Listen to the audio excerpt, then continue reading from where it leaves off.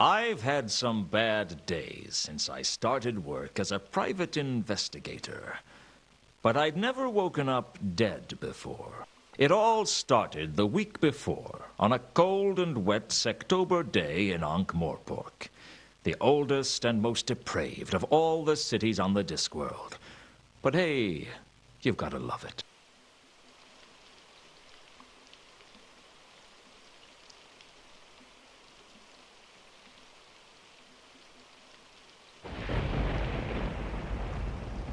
I'd been working as a PI for a little over a month, and business was slow. Hiring an investigator to look into your business requires trust, and the amount of trust in Ankh-Morpork wouldn't fill a cup. And it's a small cup I'm talking about. Sure, people trust that you don't get on the wrong side of the patrician. People trust that you don't walk into the shades alone. People trust that the Assassin's Guild will fulfill their contracts or double your money back. Yeah, people even trust death. Just don't ask them to trust their mothers.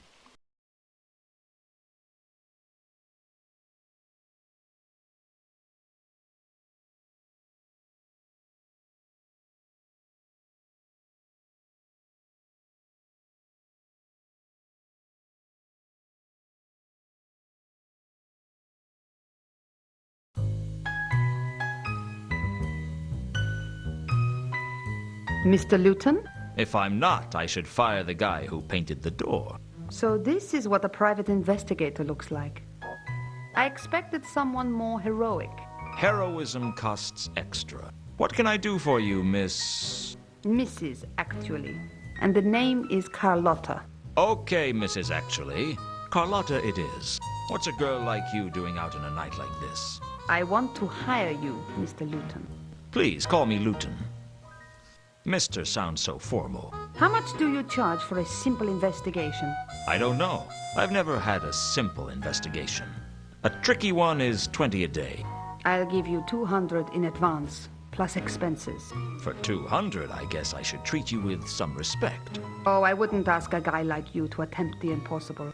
What's the case? I want you to find a man named Mundi. Why do you want to find Mundi? Do you know him? No. And this case will go a lot faster if you let me ask the questions. You like to be in control, don't you, Luton? If you don't pull the strings, then you're the puppet. Tell me about you and Mundi. I've been a lonely woman, Luton. You amaze me. Be surprised. Shocked, maybe, but not surprised. Mundi is my lover, Luton. Or used to be. He's been away for a while, over in Sort. He came back to Ankh-Morpork a couple of days ago on the Milka. But he didn't come to see me. I think he may be having an affair. You're wondering whether my husband knows about it. Actually, I was wondering when you were going to give me the money. My husband passed away several years ago. I hope the poor guy was smiling at the time. Is there anything you can tell me about Mundy that might help me find him? He's got blue eyes, brown hair, and a black heart. You'd like him. Has he got any friends in Ankh-Morpork? Does anyone? How tall is he? I don't know. I don't picture him standing up. What was Mundy's business in Sort? I don't know. I never asked about his work, and he never told me. Must be a very straightforward relationship. As simple as they come. Where can I find the ship he came in on? Down at the wharf. Have you been there yourself? I avoid places like that. Women and seamen. Forget I asked. This is a bad neighborhood for you to come into alone, Carlotta. I can take care of myself. I believe you. Good. Trust is important. I said I believed you. I never said I trusted you. Don't you like me, Luton? I like a lot of things. I like dogs, but I wouldn't trust one not to bite me. I won't bite. Shame. I haven't been bitten in a long while. I'd better get started on your case. Where can I contact you? I'll be in touch. Be seeing you, Luton. I hoped I would see her again, because she still hadn't paid me. Still, it wasn't every day that a beautiful woman offered me a case. Frankly, it wasn't often that anybody offered me a case. And 200 would certainly help pay the rent, if I had anything left over from my bar bill.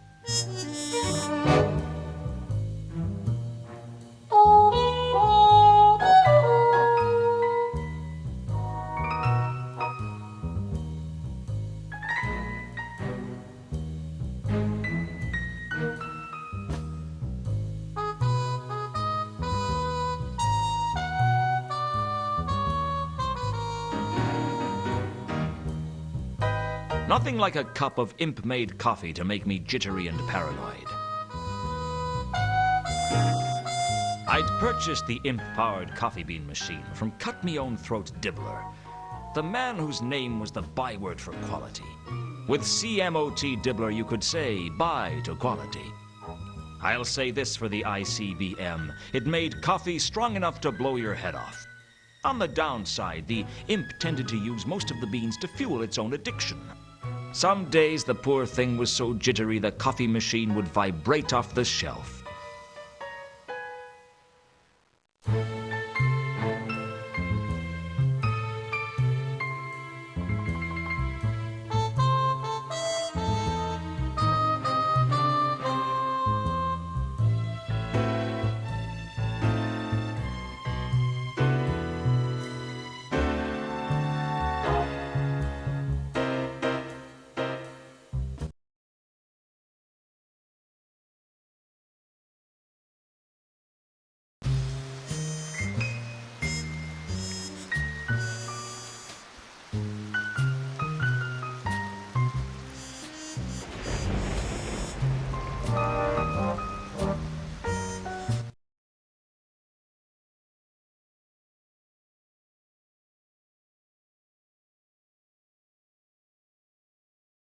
The wharf was on the upmarket side of the river, in the city of Ankh. The Morpork docks on the other side of the river were not a place wise travelers disembarked at. But then again, wise travelers tried to avoid Ankh-Morpork altogether. But if you traveled a lot, it was hard to miss, like malaria.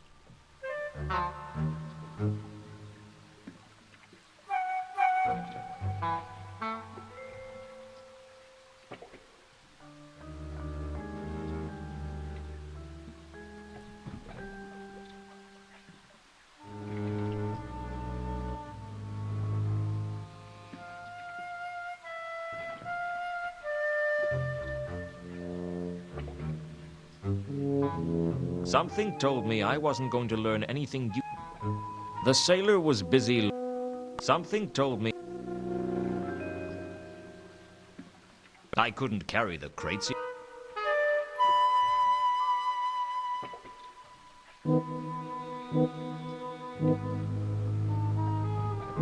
Are you the first mate? Arr! Shiver me timbers! Hoist the main brace! Let's start again. Are you the first mate? Aye, that I be. You're not going to get any money off me, so you can drop the fake accent. Sorry, you know how it is. Some people are stupid enough to fall for that sort of thing. What can I do for you?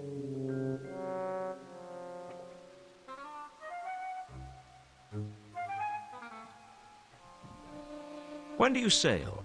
As soon as we've got her loaded. How much is passage? Where are you looking to go? I don't know. Sort, perhaps. We've just come from there. It'll be a long time before we get back there again. Did you bring any passengers? Sure. We always try to take a couple of passengers. They pay their way, and if there's a big storm, they are very useful as to sacrifice to the angry sea gods. Of course, we tell people they were washed over the side. Well, safe voyage, if that's possible.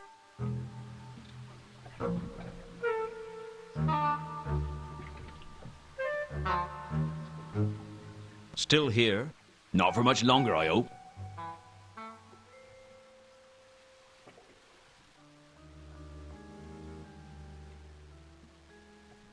Was there a man named Mundy on the last voyage?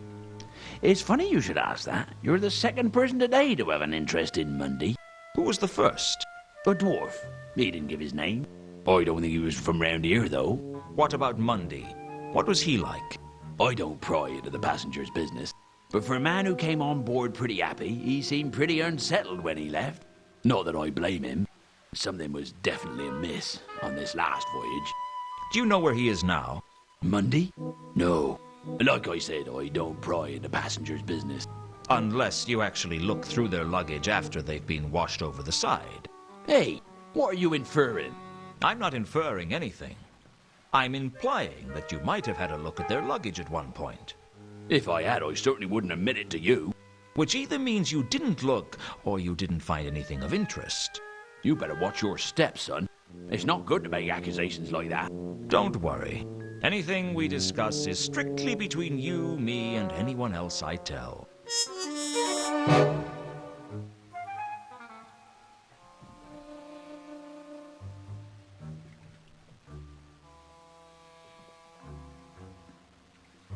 Since that was who I'd learned about that from in the first place,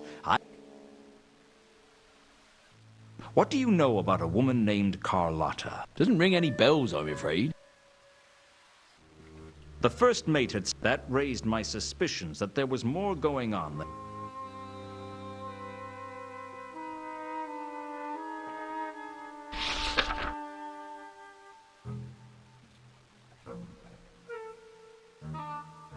This is the Milka, isn't it? That's what it says on the prow. It's impossible to read anything written on that hull. Just because you can't read it doesn't mean it isn't there. Reality is subjective, after all. Don't get all existential with me. It was more ontological than existential. That's a really bad habit you've got there. What? Oh, sorry. I picked up a bad case of philosophy in Ephebi a couple of years ago, and I haven't been able to get rid of it since. Just can't seem to shake it off. Normal as anything one minute. Next moment, I'm wondering if anything can truly be said to exist. A bit of a drawback when you're supposed to be navigating. Okay, assuming the existence of an objective shared universe, is this the Milka? Yes. Can I have a look on board? No. That better not be some kind of philosophical objection. No one gets on board without Captain Jenkins' permission. Where is the captain? I don't know. But you could try the Cafe Ankh. He usually goes there when he's in Ankh-Morpork. If it exists, of course.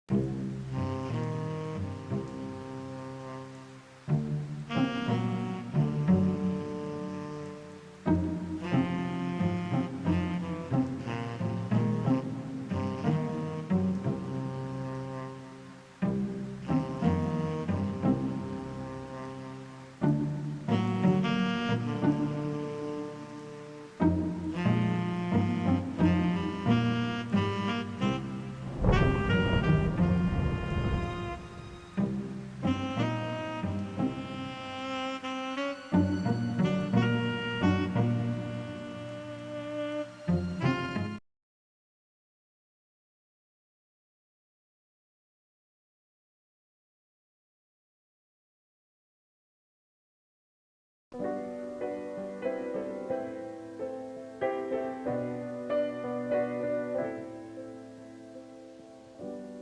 can't recall if the whiskey knocked you flat, or if everything was a blur when you met her.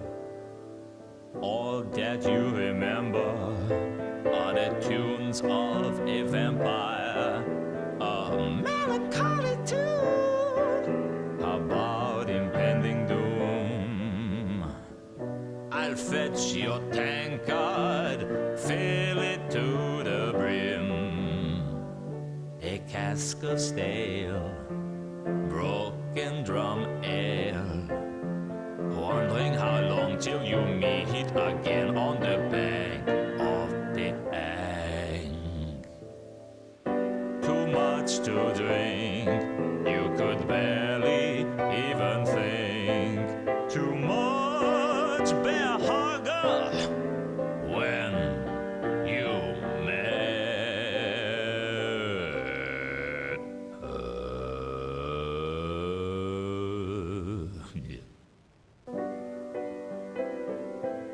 I thought I told you never to play that song again.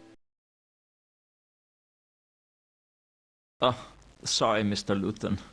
It's just I wasn't expecting you to call by tonight, and... You weren't expecting me? It's only been 8 years, Samael. I guess my memory ain't what it used to be.